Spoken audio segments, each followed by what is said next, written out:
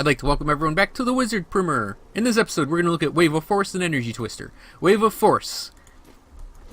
It used to be, it went on cooldown after you used it, and it wasn't like a good ability in any way, shape, or form. In fact, it was almost like an April Fool's Day joke ability. Because when the Wizard was being heavily nerfed, there was someone that made up a build based around Wave of Force that was a joke build in an attempt to point out that nerfing the good stuff is not a good thing to do in this game. Wave of Force, it basically used to be Impactful Wave, because this knocks back, and this will hit enemies with a knockback, and I believe it knocks projectiles back. So we can go into Fields of Misery, where I think there are some guys with projectiles that we could try to knock back at them. Boink! That was that. Why am I going to New Tristram? Ah, we're going to Westmarch. Westmarch, best town. Hands down, it's awesome. So anyways, Debilitating Force reduces enemy attacks, reduces enemy damage, excuse me. Arcane Attunement increases your arcane damage, it gives you a little buff. Static Pulse, it's lightning and restores arcane power. And Heat Wave is basically fire. All of your Wave of Force runes are these AoEs. I don't quite know where you'd place them in builds. They seem like they could have a place, but I just don't know what that place would be. I'm not going to knock these abilities, because I don't like knocking abilities unless they're really bad. But, yeah, I'm just questioning where I could place them in something. Like, this seems it would be good for like, you pop it and you start using arcane abilities, and you pop it, you start using arcane abilities. Or you could just spam it to strengthen itself. But I just wonder what its role would be. Same thing with Static Pulse and Heat Wave. I'm sure there are builds out there that could manipulate them. And there used to be, when you had the Force Move, if you have Force Move bound to something, which I don't, because I'm super pro. It used to be you could actually get these spamming out at about twice their normal speed, but they took that away. So, Wave of Force, I'm sure someone out there has a good build and is using this and having fun with it. So, I'm not going to knock any of these runes, really. I just don't see, for me personally, a place in my current builds where I wouldn't just put something else in their slot. So, Wave of Force, it's a solid little AoE bit of damage. What isn't solid is the next ability, and that's Energy Twister. Energy Twister, you throw out Energy Twisters. They look awesome. Don't get me wrong, it's a really awesome little particle effect.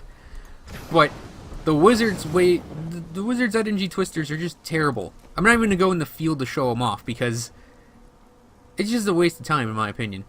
I think the only major change they did is now they spawn where you click, but they're still very random.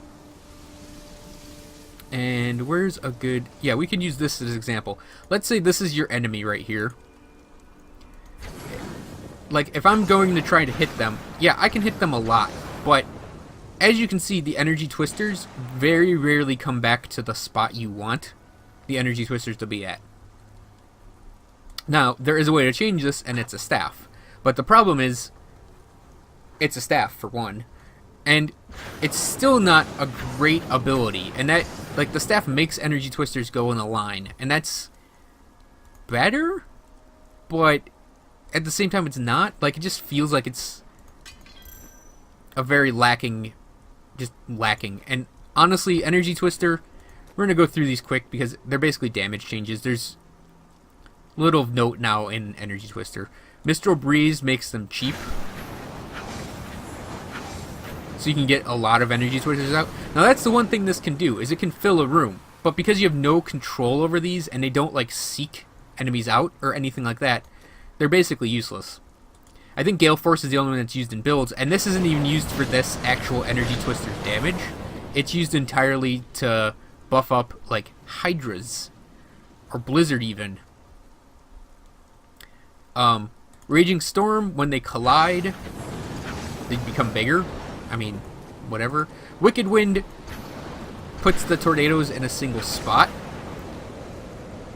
which probably would make this the best ability that's standalone for it, even though its damage is crap. And Wicked Wind used to be a main ability for the wizard, and I'm fairly certain that like Energy Twister, Diamond Skin, and maybe even Frost Nova have been really hurt because they were part of Critical Mass Wicked Wind, and they haven't received any sort of buff at all because of it, even though they were strictly used because they could be hit for fast cooldowns.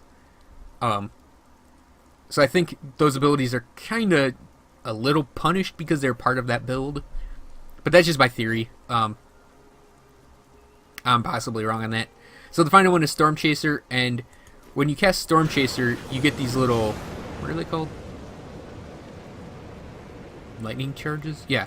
And the lightning charges, they do have a limited amount of time that they'll sit there, but you get these crackling little lightning orbs that pop off of your signature spells. So, Energy Twister, Glaive Force, that's it. Energy Twister is a really, really bad ability. I don't know what's worse, Arcane Orb or Energy Twister. I would probably say at this point Arcane Orb, because this Root of Energy Twister has a spot. It has a place. None of them else do, but no Arcane Orb has a place in the wizard build. I really think these two abilities need buffs. Not just number buffs, I mean retooling buffs. Or better legendaries to support them.